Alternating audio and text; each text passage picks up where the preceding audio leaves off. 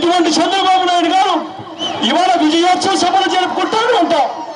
ఇదే చంద్రబాబు నాయుడు గారికి గట్టిగా బుద్ధొచ్చే విధంగా గుంటూరులో జూన్ 5వ తారీఖున 6వ తారీఖున 2 రోజుల పాటు నిరాహార దీక్ష కూర్చుంటున్నాం. చంద్రబాబు నాయుడు గారు చేస్తా ఉన్న మోసాన్ని రాష్ట్ర ప్రజలందరూ కూడా ఎత్తి చూపుతారు.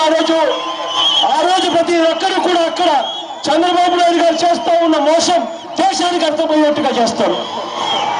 చంద్రబాబు నాయుడు గారు ఇటువంటి అన్యాయమైన పాలన చేస్తా ఉన్నారు కాబట్టి ఇవాళ రైతులకు భరోసాలు ఇవ్వడం కోసం అని చెప్పి చనిపోయిన రైతు కుటుంబాల దగ్గరికి వచ్చి రాష్ట్రానికి చంద్రబాబు నాయుడు గారికి చూపిస్తా ఉన్నాం.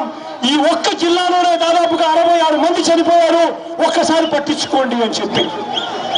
ఇటువంటి దారుణమైన పరిస్థితిలో రాష్ట్రం ఉన్న బాబుకు మాత్రం పట్టదు. కానీ ఈ పోరాటం ఇంతటితో ఆగదు. ఈ పోరాటం ఇంతటితో ఆగదు. ఇక్కడ నుంచి ఈ పోరాటం మొదలై చంద్రబాబు నాయుడు గారిని బంగాళాఖాతంలో పడేసేంత వరకు ఈ పోరాటం సాగుతుందని చెప్తా ఉన్నా. ఇదే చంద్రబాబు నాయుడు గారు ప్రజలకు మంచి చేసి ప్రజల గుండెల్లో స్థానం సంపాదించుకునే కార్యక్రమాలు చేయడం లేదు.